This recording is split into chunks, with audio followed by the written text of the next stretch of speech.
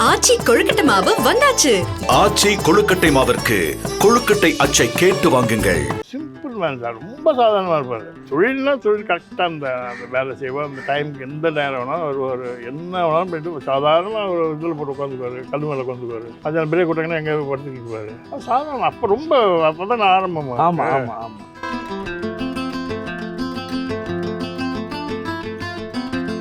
ஊட்டியில் தான் first shoot பண்ணாங்க.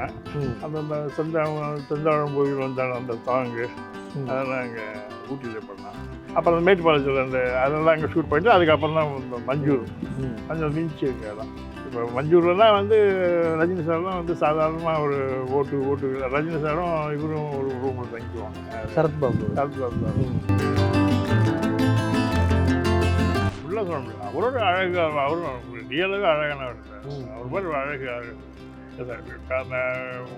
ஒன்று விஜயகாந்த், ஒன்று ரஜினிகாந்த். அழகு சார், அது மாதிரி கருப்பு அழகு, அழகு சார், பியூட்டிஃபுல்லாக இருக்கும்.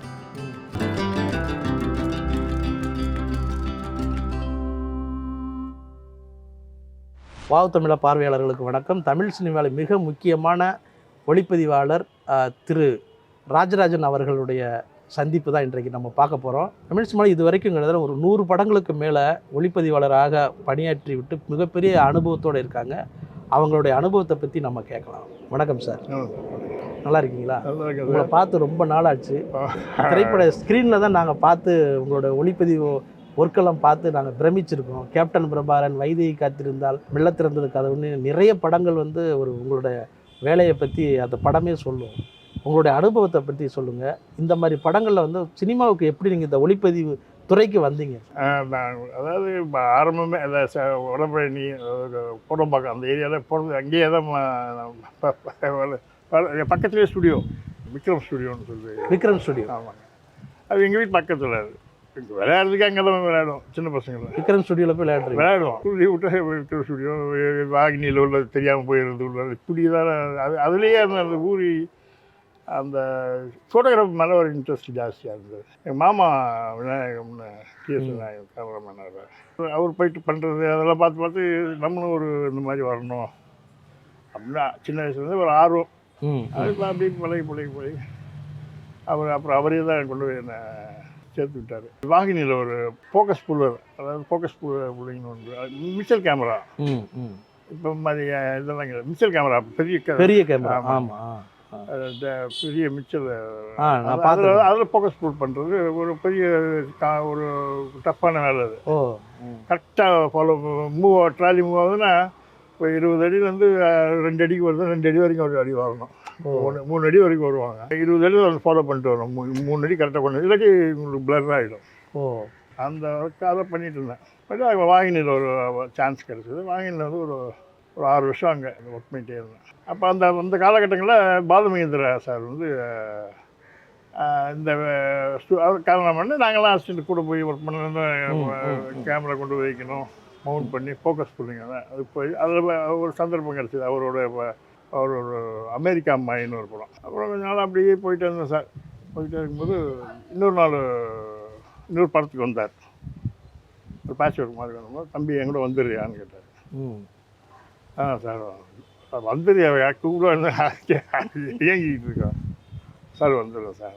சரி, முள்ளு மலரும் ஒரு படம் அது ஸ்டார்ட் பண்ணுறாங்க சார்.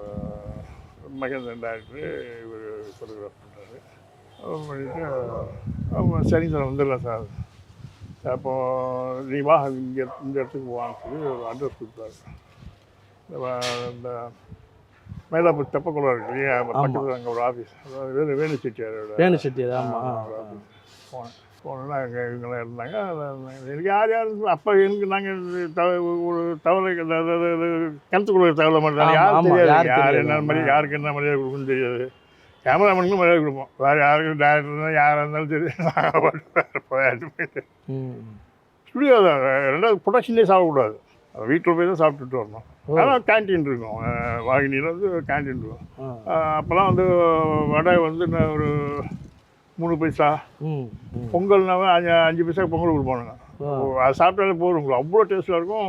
நெய் அப்படி இருக்கும். அப்படி அவங்க ப்ரொடக்ஷன் சாப்பிடக்கூடாது. நாங்கள் இப்படி போயிட்டு இருந்தது சார். கொஞ்சம் நாள் இந்த மாதிரி கூப்பிட்டார போயிட்டேன். சிருங்கேரி அவுட்டோர் நம்ம முள்ளுமலருக்கு முதல் முதல் ம், இங்கேருந்து நான் மூர்த்தின்னு ஒருத்தர் இருந்தார். ம். அவர் அந்த பயணங்கள் முடிவு பண்ணார், படம் பண்ணார். ஆ ஆ அவர் தான் மூர்த்தி சார். அவரும் நானும் காரில் நாங்கள் 2 பேர் பின்னாடி ஒரு சீட்டில் உட்காந்து, முன்னாடி சீட்டு காலி. மிச்ச லக்கேஜுக்கெல்லாம் அதை வச்சுட்டு இங்கேருந்து சிருங்கேரி போகிறோம் சார். நைட்டு விடிய போயிட்டு இறங்கியாச்சு. இறங்கி ஷூட்டிங் ஸ்டார்ட் பண்ணிட்டாங்க. சிருங்கேரிங்கிறது கர்நாடகா. கர்நாடகா சிருங்கேரி மடம். இந்த ஆறு தான் இருக்கு. ஆமாம், நேத்ராவதி ஆறு தான். மீனுக்கு போது அதான். வருவார். அந்த ஏரியா ரஜினி வீடு, அந்த குடிசை வீடுலாம் காட்டுவாங்க. ஆமாம், அதான் சிருங்கேரி. ஓ, அது ஒரு 10 days 20 days லொகேஷன் ஆல்ரெடி பார்த்துட்டு வந்துட்டாருன்னு நினைக்கிறேன். அவர் போயிட்டோம், அவங்களாம் போயிட்டு வந்துடும். ம், ஷூட்டிங் மட்டும் தான் கூட்டு போவாங்க. ம், ம். மிச்ச நேரத்தில் வாங்கி ஸ்டுடியோவில் ஒர்க் பண்ணிகிட்ருக்கோம். பண்ணிகிட்டே இருந்தேன் சார். முள்ளுமலர் அதுக்கு பேசுவோம். முள்ளுமலரில் வந்து வேறு என்னென்ன ஷூட்டிங் ஸ்பாட்டுக்கு போனீங்க?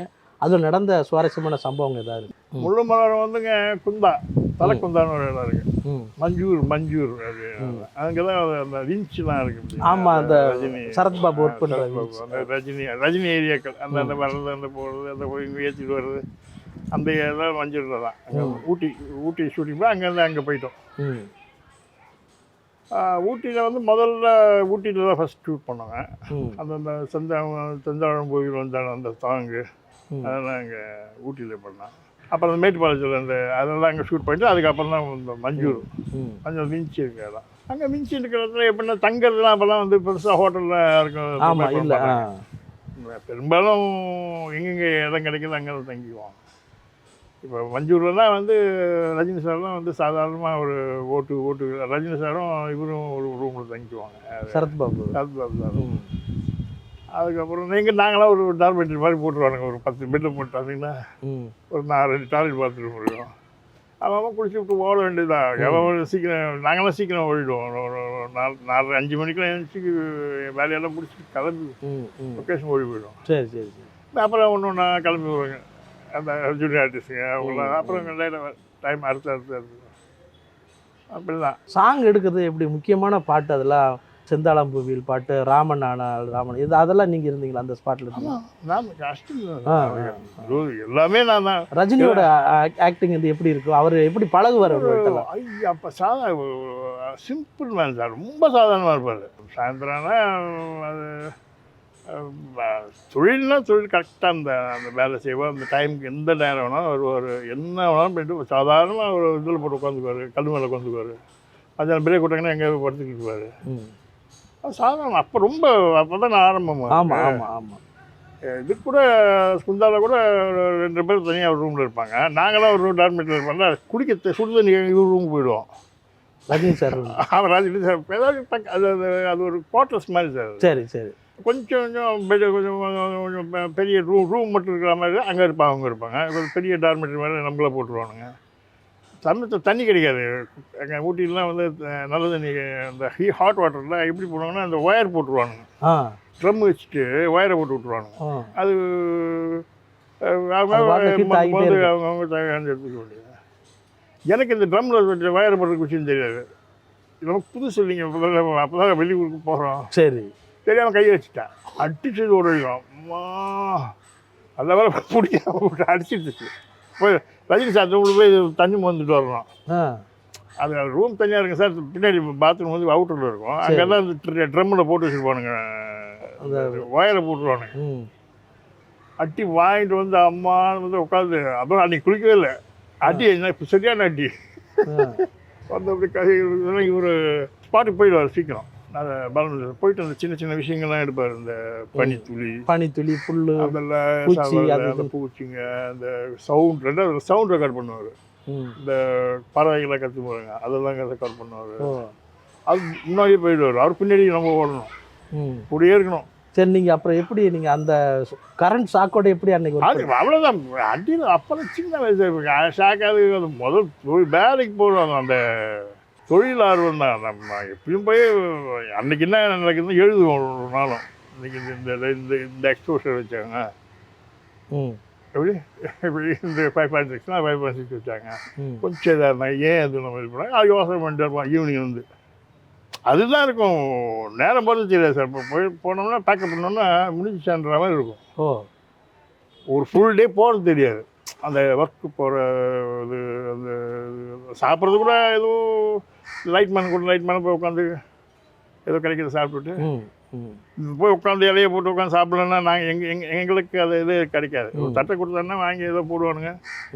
அப்புறம் வாட்சி அதை பார்த்துட்டு என்ன கூப்பிடுவாங்க அப்படின்னு ஓடுவோம். என்ன கூப்பிடு, நான் கூப்பிடலையாப்பா, சும்மா ஒரு கை காமிச்சு அந்த அளவுக்கு அந்த அப்படி ஓகே இதாகிட்டோம். இந்த பாட்டு எங்கே எடுத்தீங்க? அந்த அடி பெண்ணே உல்லாசம்னு ஒன்று, அந்த பாட்டு எங்கே எடுத்தீங்க? அந்த அந்த லைட்டிங் அந்த அதான் சார். அதாவது ஒரு நாள் எடுக்க மாட்டாங்க சார் சாங்கை. பழமையா சாரை பொறுத்த ஒரு நாள் தான் சாங் எடுக்க மாட்டாங்க. கொஞ்சம் சிருங்கேரியில் எடுக்குவாங்க. சிருங்கேரியில் கொஞ்சம் நாள் எடுத்தாங்க. அந்த அந்த நாணல் புல் அதெல்லாம் சிருங்கேரி நாணல் புல் அந்த ஆறு ஆத்தாங்க அதெல்லாம் வந்து அது வர்றது அந்த பீடு ஆர்டிஸ்ட்டும் அப்போ அங்கே வர்றாங்க. அப்போ ஒரு நாள் அவங்க கூடயே தானே இருக்காங்க. ஹீரோயின்லாம் கூட தானே இருக்காங்க. சோலோ சாங் மாதிரி தானே வரும். அது ஒரு மாதிரி அது வந்து அந்த அந்த அந்த மார்னிங் லைட்டில் ஒரு 6:30க்கெலாம் இந்த பொண்ணை வச்சு 4 ஷர்ட் எடுத்துக்குவாங்க. ஒரு 10 டைம் வந்து 7 ஷர்ட் 8 ஷர்ட் எடுத்துக்குவாங்க. அதுக்கப்புறம் அடுத்த வேலைக்கு போயிடுவாங்க. அந்த ஆத்தங்கரையில் சீனுக்கு போயிடுவாங்க. அப்புறம் இன்னொரு நாள் வந்து எந்த இடத்துல அழகாக இருக்காது அங்கே போய் இன்னொரு நாள் அந்த மாதிரி 4 நாள் இது வந்து வர முடிகிற வரைக்கும் சாங் எடுத்துகிட்டு இருப்போம். அதே மாதிரி சில சாங்ஸ் வந்து அப்படி பண்ண முடியாது. சில சாங்ஸ் வந்து இந்த ராமனா நைட் ஷூட்டிங் அது எங்கே எடுத்து? அது அங்கே தான் அருணாச்சல ஸ்டுடியோ. அந்த இதுக்கு மரம் இருக்குது, ஆலமரம் கீழே. அதான் இப்போ கொஞ்சம் பெருசாகிடுச்சு மரம். ஆமாம். அப்போ சின்ன மரமாக இருக்கும், சின்ன மரம். அதுங்க அந்த சாங் ராமனா அருணாச்சல ஸ்டுடியோ நைட் சாங். அது ஆரோ கலர் அந்த படம். ஆரோ கலர்னா ஸ்பீட் கம்மி. ஆர்வ கலர் எடுத்தாங்க அது படம். டாக்கி போர்ஷன் செல் அதெல்லாம் வந்து செட்டு கொஞ்சம் வாகினிலே செட்டு போட்டுருந்தாங்க. வாகினிலே செட்டு போட்டு இந்த நித்தனை சொல்லலாம் வந்து வாகினியில். இப்போ நீங்கள் முள்ளு மலரும் படத்தில் வந்து ஒரு அசிஸ்டண்ட் கேமராமேனாக நீங்கள் ஒர்க் பண்ணீங்க. ரஜினி சார் வந்து பெரிய ஹீரோவாக முதல்ல ஆரம்ப கட்ட வளர்ச்சிக்கிட்ட ஹீரோவாக நடிச்சிட்டு இருந்தார். திரும்ப ராஜாதி ராஜா படத்தில் வந்து நீங்கள் ஒரு பெரிய கேமராமேனாக வந்து பல படங்களை ஒர்க் பண்ணிவிட்டு அவரோட நீங்கள் பண்ணுறீங்க. எனக்கு குறிப்பாக அந்த படத்தில் இந்த மலையாள கரையோரம் அந்த பாட்டு அவரோட அறிமுகமாகிற காட்சி வந்து ரொம்ப பிரமாதமாக இருக்கும். அதில் வர்ற லைட்டிங் அது எல்லாம் சூப்பராக பண்ணியிருந்தீங்க. அது எப்படி, அந்த அனுபவம் எப்படி இருந்துச்சு?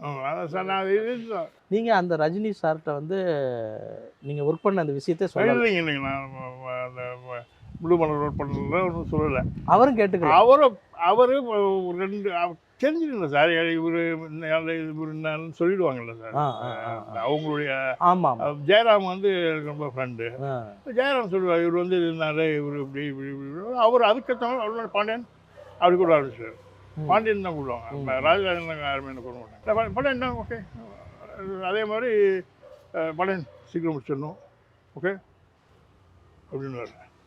சரி, அந்த மீனம்மா சாங்கில் அதை வந்து செட்டுக்குள்ளே எடுப்போம். எங்கே எடுத்தீங்க? எங்கே அருணாச்சலம். ஆமாம், அந்த இதெல்லாம் போட்டு புகையெல்லாம். ஆமாம், சிப்பி எல்லாம் போட்டு அது கொஞ்சம் அருணாச்சலம் கொஞ்சம் வாகினி மாற்றி எடுத்தது. அப்போ என்ன சொல்ல, நான் சீக்கிரம் போனோம்.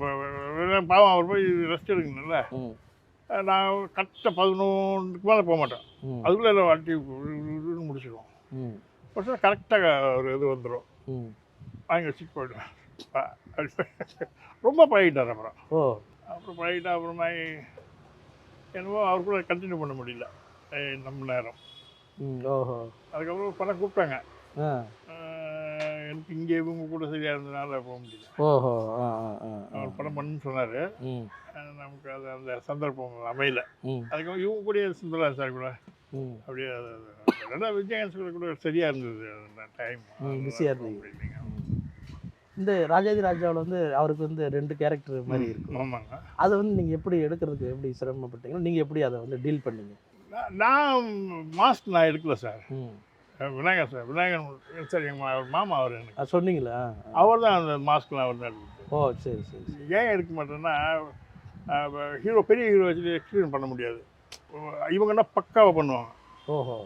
ஸோ அந்த மாதிரி அந்த டூயல் ரோலை எடுக்கிறதுக்குன்னு தனி திறமை வேணுமா? கண்டிப்பாக.